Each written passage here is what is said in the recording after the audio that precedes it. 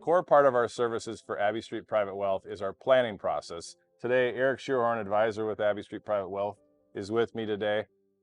Tell us a little bit about our planning process. Yeah, thanks, Dan. We take a balance sheet centric approach to our financial planning in that we will gather data on all the client's assets, whether it be stock options, business interests, real estate, retirement accounts, and we'll centralize it in one location, updating it at regular intervals as we meet with the client.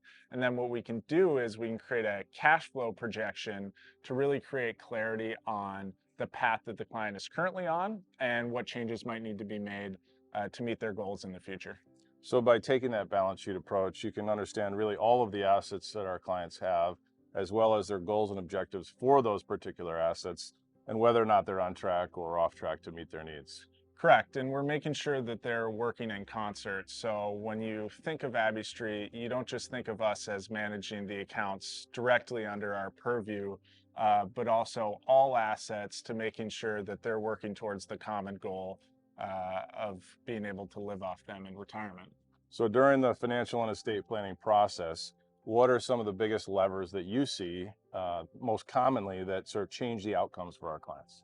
Yep, income is a big one. Obviously, retirement age is obviously big, growth rate of assets or lack thereof. But to me, the biggest one is the expenses, because the expenses back you into the income needs back you into the liquidity needs. So without knowing what the expenses are, it's really tough to confidently say whether your assets can support your lifestyle in retirement.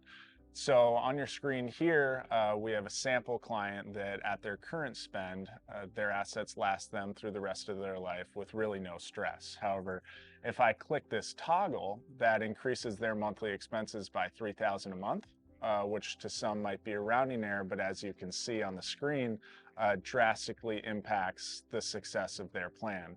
So this can show you how our planning software can create clarity on the decisions that you have in front of you, but also show you how important the expenses are to the success of your future.